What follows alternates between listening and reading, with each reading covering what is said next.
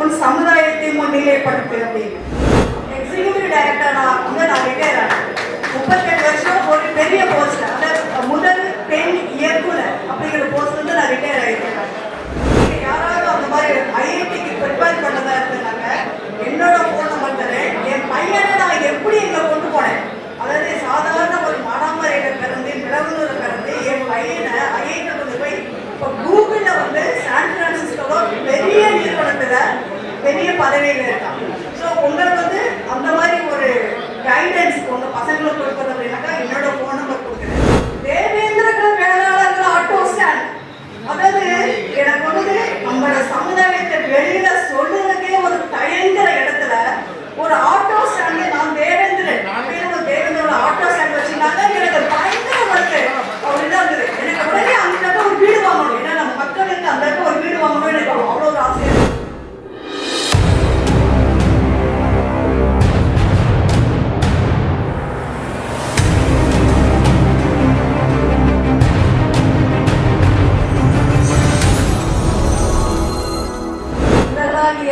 தேவேந்திர வேளாளர் சமுதாயத்தை சேர்ந்த சகோதர சகோதரிகளுக்கு என் நன்றி. அச்சா, இந்த மாதிரி ஒரு குழுவை வந்து ஒருங்கிணைத்து அதை முன்னெடுத்து செல்வது பெரிய சவால். இதை செய்த முதலே தேவேந்திர வேளாளர் சமுதாயத்தை சேர்ந்த என் சகோதரர்களுக்கு என் மனமார்ந்த நன்றி. ஆக்சுவலி ஏதாவது சொன்னாங்க, அதாவது உன்னையும் முன்னிலைப்படுத்தாவே உன் சமுதாயத்தை முன்னிலைப்படுத்து அப்படின்னு. ஏன்னா இப்போ வந்து நான் வந்து என்ன வந்து பேச போறதே இல்லை.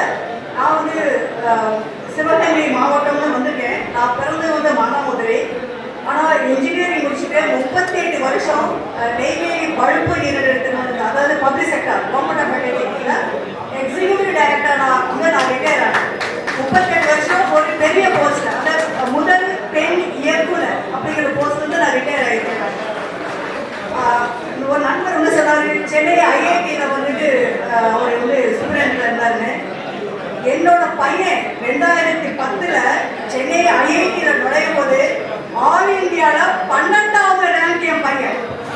அதாவது ஆல் இந்தியாவில் ஜென்ரல் கோட்டால 12வது ரேங்க். இப்போ நீங்க என்ன சொல்றீங்க, அதாவது நீங்க யாராவது அந்த மாதிரி ஐஐடிக்கு ப்ரிப்பேர் பண்ணதா இருந்தாங்க, என்னோட ஃபோன் நம்பர் தரேன். என் பையனை நான் எப்படி இங்கே கொண்டு போனேன், அதாவது சாதாரண ஒரு மானாமரையில் பிறந்து மிளகுனூர் பிறந்து என் பையனை ஐஐடி கொண்டு போய் இப்போ கூகுளில் வந்து சான் பிரான்சிஸ்கோவோ பெரிய நிறுவனத்தில் பெரிய பதவியில் இருக்காங்க. ஸோ உங்களுக்கு வந்து அந்த மாதிரி ஒரு கைடன்ஸ் உங்கள் பசங்களுக்கு கொடுக்குறது அப்படின்னாக்கா என்னோட ஃபோன் நம்பர் கொடுக்குறேன். ரெண்டாவது, குழந்தைகளை வந்து நம்ம வந்து விளையாட்டுத்துறையில் வந்துட்டு அரசாங்கத்தில் வந்து சில சீட்டெல்லாம் இருக்குது. விளையாட்டுத்துறையில் உங்களுக்கு ஸ்டேட் லெவலில் நேஷ்னல் லெவலில் உங்கள் குழந்தைகளை அச்சீவ் பண்ணாங்க. உங்கள் குழந்தைங்களுக்கு வந்துட்டு மெடிக்கலில் வந்து 3 சீட் கொடுக்குறாங்க, இன்ஜினியரிங்கில் சீட் கொடுக்குறாங்க. அந்த வாய்ப்புகளெல்லாம் நீங்கள் வந்து பயன்படுத்திக்கலாம். எனக்கு வந்து இதில் ரொம்ப ஆச்சரியப்படுற விஷயம் என்னென்னா, 38 வருஷம் நெய்வேலி, அது ஒரு தனி உலகம். அங்கே இருந்துட்டு நான் ரிட்டையர் ஆகிறதுக்கு செட் ஆகும்போது எந்த ஒரு ஊர்லேயும் எனக்கு தெரியாது. ஏன்னா படித்தது கோயம்புத்தூர், வேலை பார்த்தது பூரா சென்ட்ரல் கவர்மெண்ட். கோயம்புத்தூர் வந்து நான் சொல்லிட்டு ஒரு இடம் தேடும் போது என்ன சொல்றான்னு கேளுங்க, கொஞ்சம் அமைதியா இருக்கு. அப்போ அந்த கோயம்புத்தூரை நான் தேடும் போது கோயம்புத்தூர் பாஷ் ஏரியா அப்படிங்கிறது வந்து ஜிவி ரெசிடென்சி. அங்கே இடம் பார்த்துட்டு நான் வெளியில வரேன், ஒரு ஆட்டோ ஸ்டாண்ட், தேவேந்திர வேளாளர்கள் ஆட்டோ ஸ்டாண்ட். அதாவது எனக்கு வந்து நம்மளோட சமுதாயத்தை வெளியில சொல்லுறதுக்கே ஒரு தயங்குற இடத்துல ஒரு ஆட்டோ ஸ்டாண்ட், நான் தேவேந்திரன் அப்படின்னு ஒரு தேவேந்திரோட ஆட்டோ ஸ்டாண்ட் வச்சுருந்தாங்க. எனக்கு பயங்கர வருது அப்படிதான் இருந்தது. எனக்கு உடனே அந்த ஒரு வீடு வாங்கணும், ஏன்னா நம்ம மக்களுக்கு அந்த ஒரு வீடு வாங்கணும் எனக்கு அவ்வளோ ஒரு ஆசையாக இருந்தது. அதுவும் இங்கே மதுரை பக்கம் வந்து கிடச்சிருந்த பக்கம் தான் வீடு தேடணும். ஏன்னா ஒரு உலகளமே. இப்போ மதுரையில் கடைசியில் கிளாஸ் பண்ண தேவேந்திர வேளாளர் சமுதாய கூடம் கல்யாண மண்டபம் இருந்துச்சு.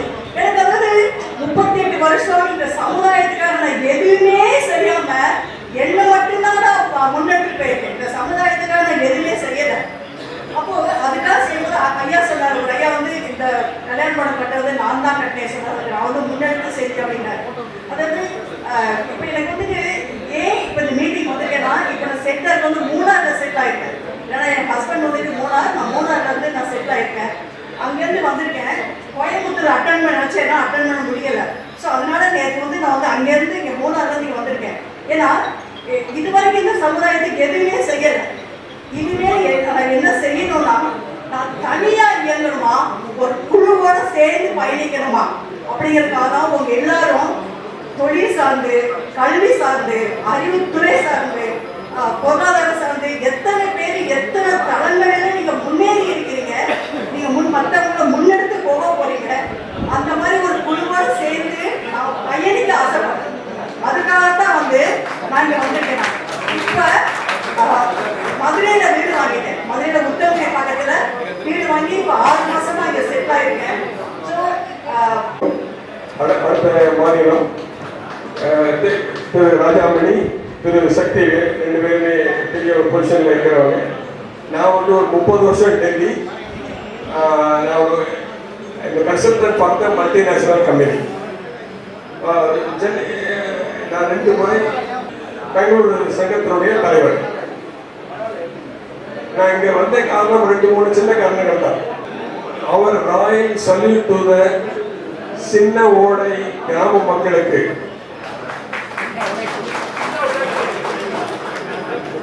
நீங்க அலர்ட்டா இருக்கீங்க, நீங்க அலர்ட்டா இருக்கீங்கிறதுக்காக சின்ன உடைப்புன்னு தான் எனக்கு தெரியும்.